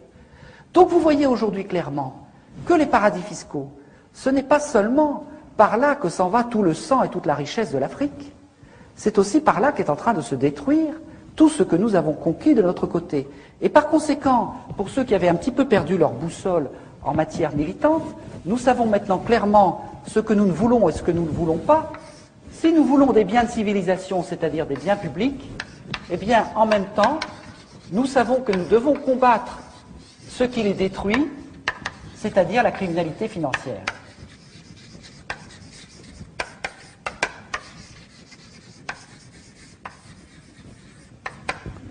Voilà.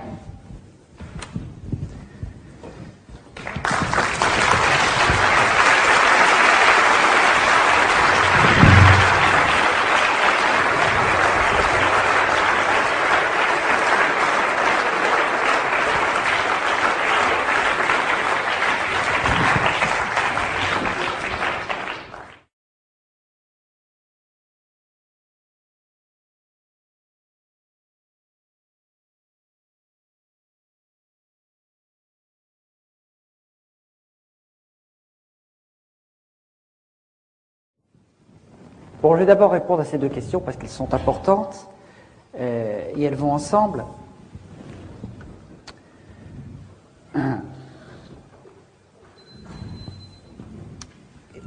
Ce qui est difficile quand je viens de faire cette démonstration, c'est que je vous parle des délires de l'étage supérieur.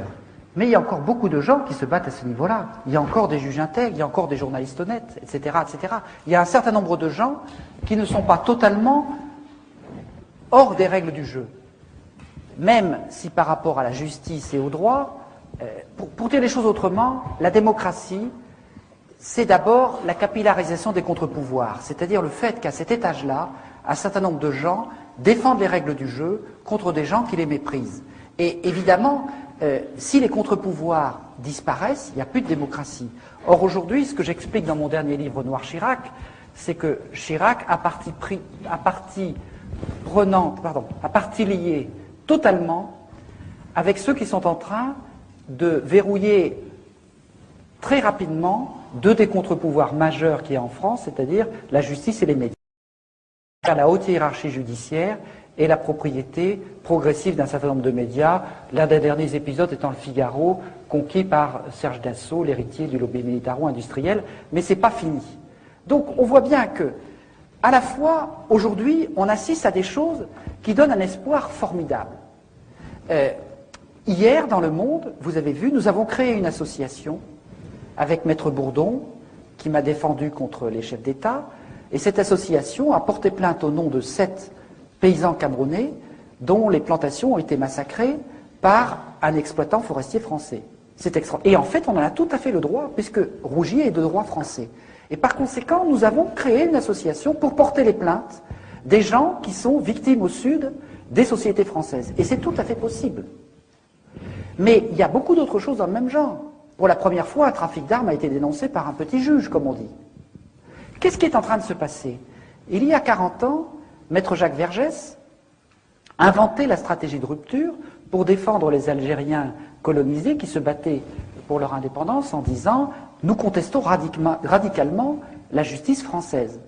40 ans plus tard, Maître Vergès a changé de camp et avec les avocats des puissants, il est obligé d'inventer une stratégie de rupture pour essayer de déstabiliser les juges, Courroy, Van Humbeck ou les autres, qui sont en train de combattre les puissants.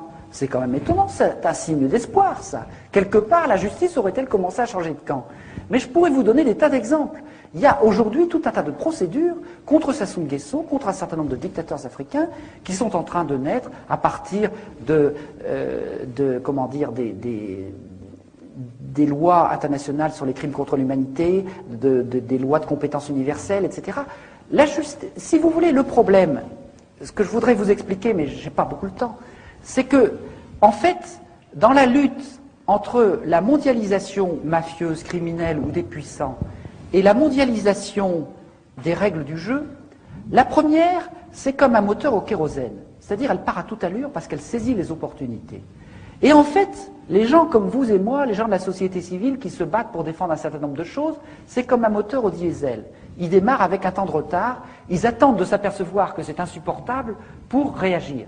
Mais rassurez-vous, dans l'histoire, les moteurs au diesel vont beaucoup plus loin que les moteurs au kérosène. C'est-à-dire que quelque part, ils commencent à comprendre, et je pourrais vous donner des milliers d'exemples, ils commencent à saisir les mécanismes, et à ce moment-là, la situation se retourne. Regardez tout ce qui s'est passé autour des paradis fiscaux. Il y a 3 ans, on aurait parlé des paradis fiscaux. Il y a à peine un Français sur 10 qui savait ce que c'était. Dans 2 ans, on fait un référendum en Europe pour ou contre les paradis fiscaux. En partie grâce à vous, on gagnera le référendum contre les paradis fiscaux. J'en suis sûr. Parce que leur nocivité est en train de se connaître de plus en plus grâce à des organisations comme ATTAC, dont nous sommes cofondateurs, qui font un travail assez formidable à ce sujet. Je prends par exemple le problème du scandale du non-soin des Africains malades du sida. Bon, tout le monde pensait qu'il était impossible de faire quoi que ce soit. Le lobby pharmaceutique, c'est sans doute l'un des lobbies les plus puissants au monde en termes de corruption. Et il y a 3 ou 4 petites associations qui ont dit, mais si on prive les Africains de médicaments, ça veut dire que le lobby pharmaceutique est un marchand de mort. Et ils ont dit, marchand de mort, marchand de mort, marchand de mort, marchand de mort. Mais le lobby pharmaceutique, c'est un fonds de commerce. Si lui, dont le fonds de commerce est marchand de vie, on lui dit marchand de mort, marchand de mort, marchand de mort, marchand de mort, qu'est-ce qu'il fait? Il recule, il recule, il recule, et il n'a pas fini de reculer, il a commencé de reculer. On a trouvé la faille, parce qu'on a trouvé la faille dans le double langage. Autrement dit, les armes pour lutter, les armes du moteur diesel, sont beaucoup plus importantes que vous ne l'imaginez, et il n'y a pas lieu de désespérer, et je vous assure qu'il y a, en matière de justice, des tas d'armes. Le comité pour l'abolition de la dette du tiers-monde a trouvé quelque chose de formidable. En 1898, en droit international, il y a eu un jugement où les États-Unis ont empêché Cuba de rembourser sa dette à l'Espagne parce que l'Espagne avait installé une dictature à Cuba et les États-Unis ont dit c'est une dette odieuse, illégitime parce qu'elle a été contractée par une dictature. Mais si on applique ce principe de droit international, il y a beaucoup de pays d'Africains qui vont vite être libérés de leurs dettes. Or, c'est les États-Unis qui ont mis le précédent en avant. Donc, on a quand même quelques armes juridiques. Et je pourrais vous en citer des quantités comme ça. Donc, il ne faut pas du tout jeter le manche avant la cognée. Il faut se dire, on a démarré plus tard, mais regardez le forum de Porto Alegre, le forum de Davos. C'est vraiment le concentré de l'étage supérieur. En 2 ans, Porto Alegre a ridiculisé Davos. Et c'est pas fini. Donc, il ne faut pas désespérer.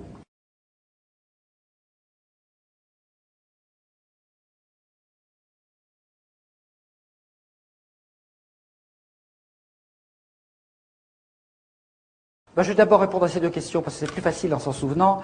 D'où vient l'information? L'information, elle est accessible. Même les services secrets vous disent qu'il y a 90% de l'information qui vient des sources ouvertes.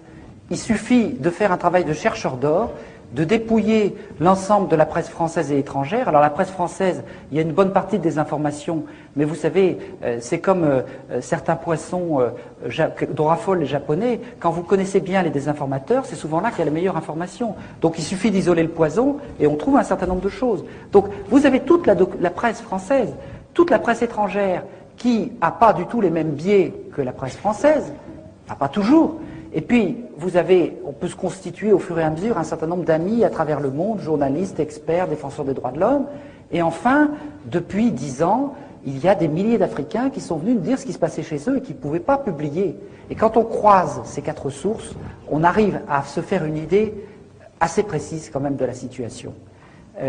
Sur les causes internes, vous avez tout à fait raison d'évoquer ça parce que j'étais tellement pressé d'arriver à la fin que j'ai oublié une précaution oratoire que j'utilise chaque fois, c'est de dire que je n'allais pas beaucoup parler des causes de la responsabilité des Africains dans cette situation, non pas qu'elle ne soit pas aussi importante, mais parce qu'on vous en parle tout le temps, et qu'il me semblait utile de faire l'information sur dont on ne vous parle pas, c'est-à-dire les responsabilités de l'extérieur. Mais ce serait évidemment une forme de néocolonialisme à l'envers que de dire que les Africains n'ont pas une part importante dans cette situation. Alors, à ce propos, je voudrais dénoncer 2 armes extrêmement importantes, 2 armes idéologiques très importantes du néocolonialisme en Afrique. Et une troisième. La troisième, c'est le mépris, mais j'en ai déjà parlé. C'est-à-dire que quand vous discutez avec des gens qui opèrent ces manœuvres de la France-Afrique ou de la mafia-Afrique, ils ont un mépris incroyable de l'Afrique, un mépris invraisemblable. Ils disent l'Afrique c'est une page blanche, on peut faire ce qu'on veut, il n'y a pas de créativité politique et culturelle, etc. Ce qui est une connerie monumentale, c'est quand on connaît l'histoire de l'Afrique, mais en même temps, il y a un certain nombre d'Africains qui finissent par le croire. Et ça, se libérer de l'effet miroir de ce mépris, c'est un premier point extrêmement important. Le deuxième point, c'est que je vous ai expliqué qu'après la colonisation et l'esclavage, l'Afrique a hypertrophié ses solidarités de proximité. Elle doit reconstruire l'étage des règles du jeu et de l'échange et l'étage de son accès à la société monde. Or, il y a 2 idéologies qu'on inculque à l'Afrique et qui l'empêchent en permanence de sortir de là, qui la font retomber là-dedans. C'est l'idéologie qui consiste à dire la fatalité de la corruption. Parce que s'il y a fatalité de la corruption en Afrique, qu'est-ce que ça veut dire? Ça veut dire qu'il n'y a pas de solidarité possible hors de la famille immédiate et du clan, donc que l'Afrique n'est pas capable de reconstruire des règles du jeu, et que par conséquent elle est condamnée à être toujours dépendante et à rester enfermée dans son rez-de-chaussée. Or, il y a tout un tas de gens qui vous disent « la corruption c'est pas grave, c'est naturel, etc. etc. » Vous savez très bien que quand je dirais, ce que l'Afrique a de valeur et de tradition, ce n'est pas le pillage, le mensonge, etc. On apprend autre chose. Mais après ça, on vous dit, vous ne pouvez pas fonctionner à l'étage supérieur sans la corruption. Tant que les Africains ne combattront pas la corruption en se disant, ce langage de corruption, c'est un langage néocolonial parfait, eh bien, il y aura beaucoup de mal à en sortir. J'en ai beaucoup discuté avec les Sénégalais qui ont réussi à renverser un système illégitime, mais maintenant, ils sont confrontés à leurs propres problèmes. Comment ils vaincent la corruption? Parce que s'ils restent dans la corruption, ils ne s'en sortiront pas. Et le deuxième langage idéologique, c'est le langage de l'ethnisme. On vous dit, vous ne pouvez pas fonctionner en dehors des solidarités ethniques. Mais si vous ne pouvez pas fonctionner en dehors des solidarités ethniques, c'est que vous n'êtes pas capable de mettre en place des règles du jeu qui permettent de les dépasser. Au Congo-Brazzaville, où il y a eu, pendant les 10 premières années, quand même un véritable effort d'indépendance. Il y a eu des syndicats qui se sont créés, par exemple. Ces syndicats étaient naturellement nationaux, transethniques. Eh bien, aujourd'hui, il y a des gens qui veulent détruire les syndicats pour faire un syndicat par ethnie. Mais si on fait ça, ça veut dire qu'on enferme le pays complètement au rez-de-chaussée. Il n'en sortira plus. Donc, vous voyez bien que le langage qui enferme les gens dans la fatalité de l'ethnisme ou la fatalité de la corruption est le meilleur outil du néocolonialisme pour maintenir ces pays dans la dépendance.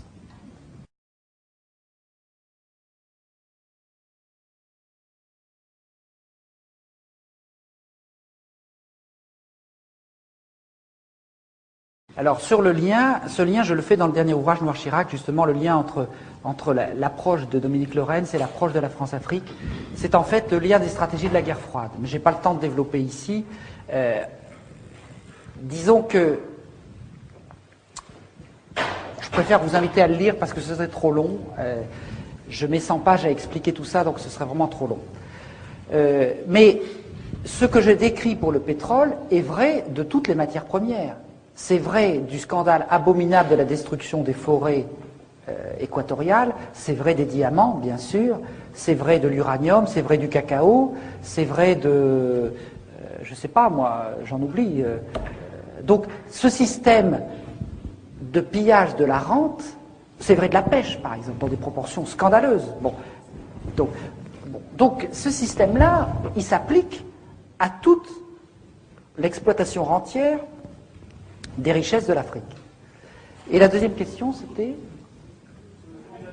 Oui, sur le tribunal pénal international, je sais qu'il y a un certain nombre de gens qui sont sceptiques, mais nous nous battons énormément. Non pas, je ne parle pas du tribunal pénal international de La Haye ou tout ça, je parle de la Cour pénale internationale qui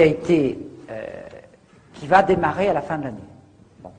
Il faut savoir quand même, en termes de biens publics, c'est quelque chose d'essentiel. Quand il y a eu, en 1945, la réaction du monde entier après le génocide des Juifs, plus jamais ça, les pays ont été obligés de réunir la Convention de Genève contre le génocide. Et en même temps qu'ils mettaient en place cette Convention de Genève contre le génocide, ils envoyaient leurs meilleurs juristes pour la rendre inapplicable. Et donc la société civile, pendant 40 ans, a remonté la pente, et tout un tas de gens se sont battus pour qu'on rende applicables les conventions de Genève, et finalement, il y a eu la création d'une Cour pénale internationale qui va bientôt démarrer, et que la France-Afrique a combattu avec la dernière énergie, et que les États-Unis combattent. Donc tout ça, c'est plutôt bon signe. Pourquoi je n'ai pas, comment dire, je ne suis pas sceptique par rapport à la Cour pénale internationale? Parce que je crois à l'auto-évolution des institutions. C'est-à-dire que quand on crée une institution, au début, elle est très imparfaite. Quand on a créé la justice républicaine en France, vous croyez qu'elle ne privilégiait pas les riches? Elle commence toujours de manière imparfaite. Mais quand vous créez ce genre d'institution, peu à peu se décline un langage qui s'appelle le droit, et peu à peu, on peut contester le droit, parce qu'on n'est plus tout à fait dans l'arbitraire, on est dans des procédures écrites, des procédures visibles, et donc, au lieu, si vous voulez, pour résumer, c'est un peu le sous-titre de mon dernier bouquin, c'est secret et impunité. L'impunité va avec le secret. Tout ce que je vous développe ici, c'est une perspective de biens publics. Les biens publics, ce n'est pas seulement des biens pour tout le monde, c'est des biens qui se débattent en public. Et par conséquent, une justice même imparfaite, elle se débat en public. Et quand vous êtes en public, vous gagnez déjà beaucoup de choses, parce que quelque part, vous pouvez combattre l'impunité. Et pourquoi j'écris Noir Chirac? Parce que Noir Chirac est au cœur d'un certain nombre de mécanismes secrets qui lui valent toute son impunité. Et donc, l'enjeu principal, avant d'obtenir des choses, c'est de se battre contre tous les systèmes d'oligarchie qui veulent faire fonctionner l'économie et la politique dans le secret, sans parler du militaire.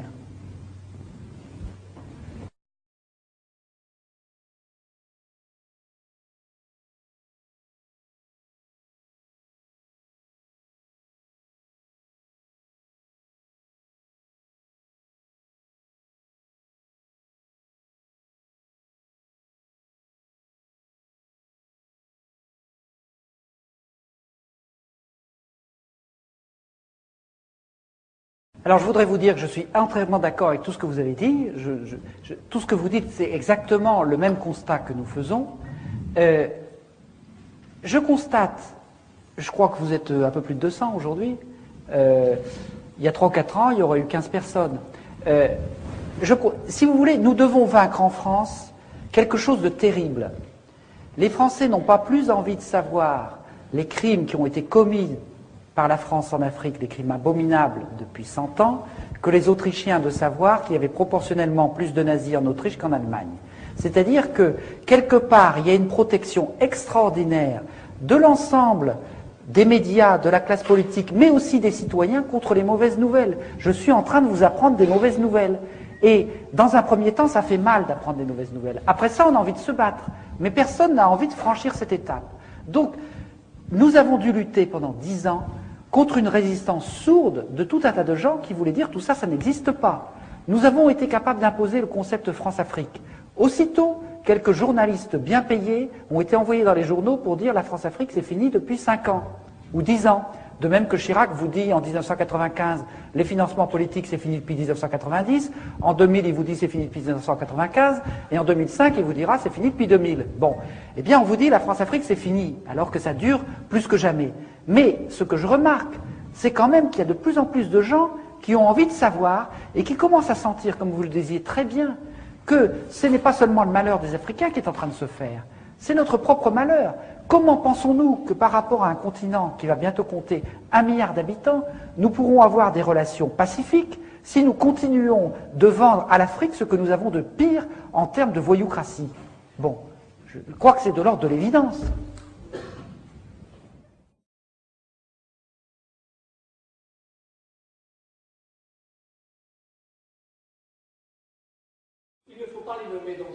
Mais je vais les nommer, je vais vous le dire, puisque j'en mets un chapitre complet dans Noir Chirac, il y a toute une partie qui traite de ça nommément avec tous les gens. Bon.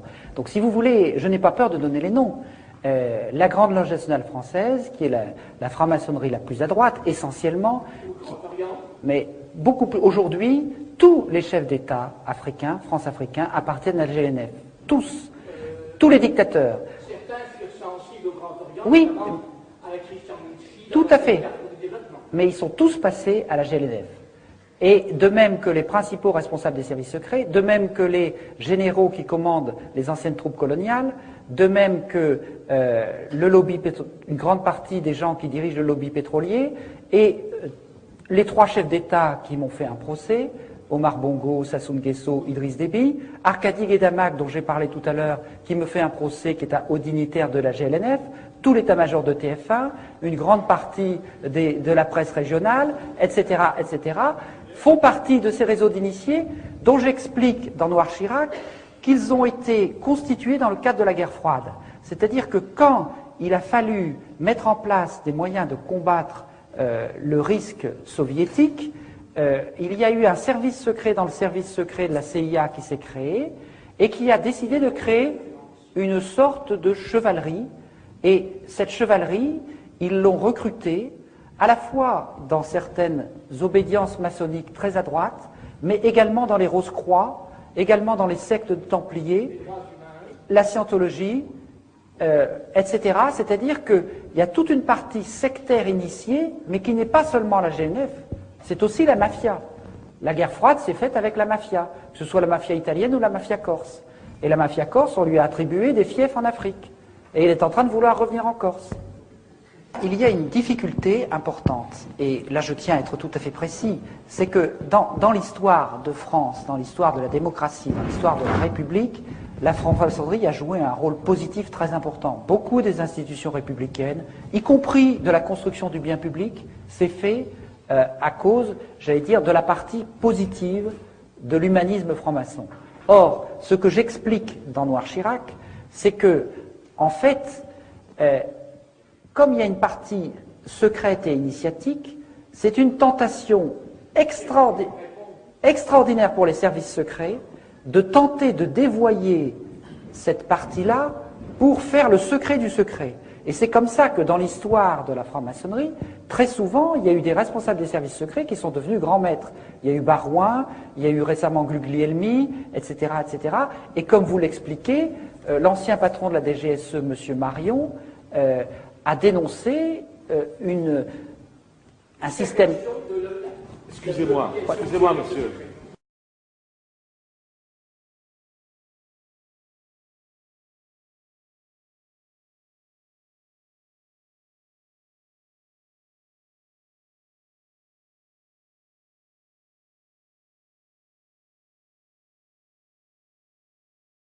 Vous avez tout à fait raison. Tous ces enjeux sont profondément liés.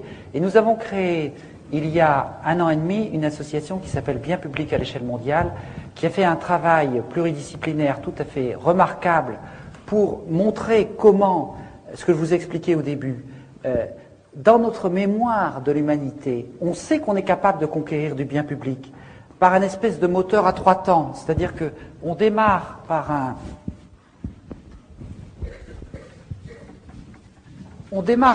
un bien désirable, c'est-à-dire qu'un bout d'humanité considère qu'il y a quelque chose qu'on doit absolument avoir ou qui est insupportable. Par exemple, l'absence de soins pour les malades du sida, ou à un moment donné, le besoin de pouvoir donner l'éducation aux enfants, etc.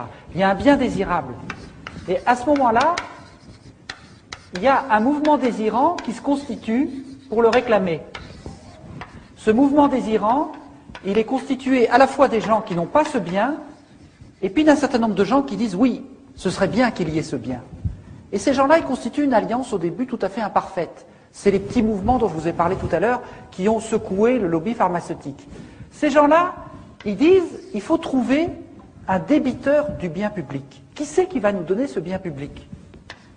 Alors, dans un premier temps, dans notre histoire, mais c'est encore vrai aujourd'hui, tous les débiteurs, ils disent c'est pas moi, c'est l'autre.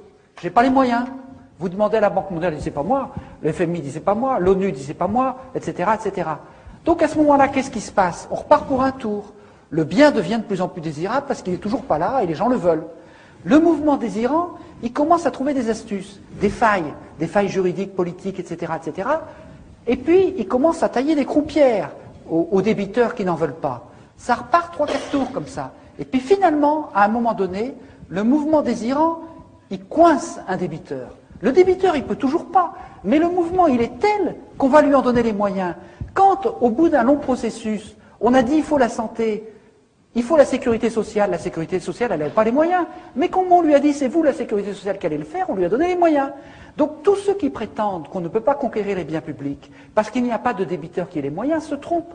Parce qu'en fait, le débiteur a les moyens le jour où le mouvement désirant est devenu assez fort pour les lui donner.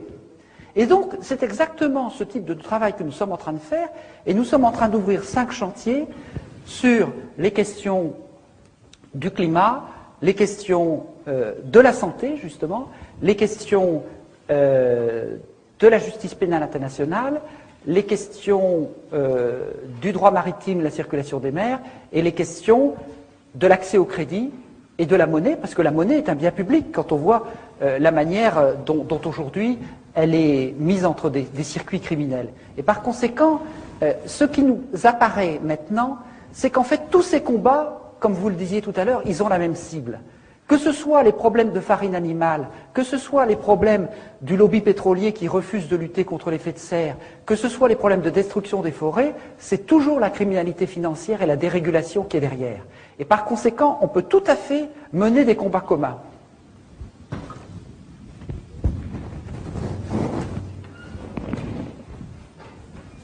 L'ethnisme, c'est d'abord la manipulation de l'ethnisme. Un tas de gens qui développent des discours ethnismes, y compris au Rwanda ou ailleurs, n'y croient pas. Mais c'est simplement que c'est une arme politique redoutable pour conserver le pouvoir. Et cette arme politique, elle a été très souvent utilisée par le colonisateur. L'IOT enseignait à tous ses disciples comment dresser les ethnies les unes contre les autres. Donc l'ethnisme, c'est d'abord une manipulation, très souvent. C'est une manipulation pour obtenir le pouvoir. Mais d'autre part, le découpage des frontières a été aussi une manipulation ethnique. C'est-à-dire le fait que ces frontières soient mal taillées, c'était également pour rendre ces pays ingouvernables. Mais en même temps, si vous vous souvenez de tous les leaders indépendantistes du début, ils étaient tous panafricains. Et aujourd'hui encore, les plus éminents esprits qui se battent contre ces problèmes, avec lesquels on peut rencontrer, discuter, ils sont tous persuadés qu'il n'y a pas d'avenir en dehors du panafricanisme, ou tout au moins d'un débordement considérable des petits pays qui ont été créés pour être invivables par le colonisateur. Si vous regardez le début de l'histoire, les Olympio, les Kwame Nkrumah, les Umniobé, etc., tous ces gens-là, ils étaient panafricanistes, et c'est Focard qui s'est battu avec Houphouët pour diviser ces pays en tout petits morceaux. Donc, aujourd'hui, quand vous voyez que dans un élan de sagesse inattendu, l'ensemble des pays d'Afrique de l'Ouest, anglophones et francophones, ont décidé de créer une monnaie commune, Focard doit se retourner dans sa tombe. Bon, je pense que ça, ce sont des choses qui vont tout à fait dans le sens de la reconquête de l'accès de l'Afrique à l'économie monde. Ça suppose de dépasser les micro-États.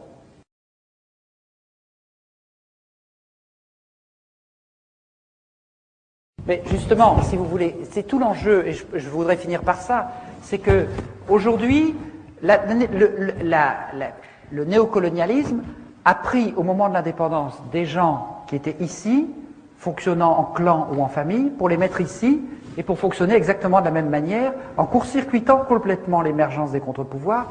Et chaque fois qu'il y en a qui sont apparus, on les a plus ou moins éliminés. Ce n'est pas un hasard si dans ces États rentiers, gouvernés par des clans, chaque fois qu'il y a des gens qui veulent créer de la richesse économique ou des activités, l'administration fait échouer la création d'activités parce qu'un développement productif suscite des contre-pouvoirs des classes de travailleurs et d'entrepreneurs qui ne dépendent pas de l'État. Donc aujourd'hui, la bataille centrale pour développer, je dirais, les indépendances africaines, c'est la bataille qui consiste à développer à tous les niveaux les mécanismes de solidarité et de construction économique, sociale et politique à cet étage-là. C'est cet étage-là, l'étage des valeurs. Si vous voulez, pour moi, aujourd'hui, le travail essentiel en Afrique, c'est un travail politique, historique, anthropologique, etc.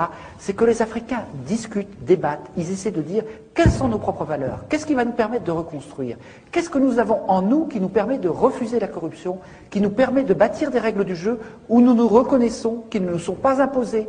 Et personnellement, je pense que si les Africains font cela, ils vont apporter énormément au monde. On dit toujours il n'y a pas de contre-pouvoir en Afrique, il y a des chefs, etc.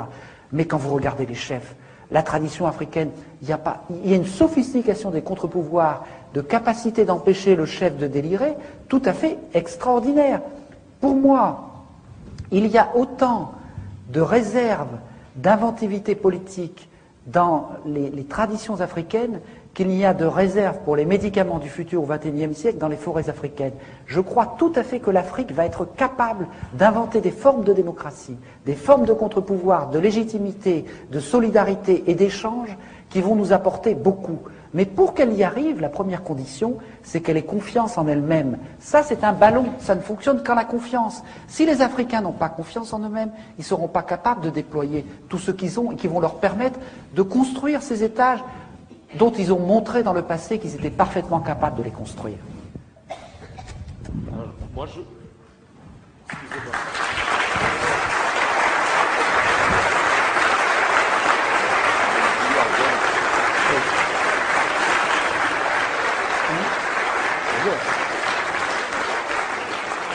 Oui, je voudrais simplement, pour terminer aussi, féliciter une maison marseillaise, Agone, qui s'est lancée dans la publication très courageuse des dossiers noirs, car il faut un certain culot pour publier cette littérature.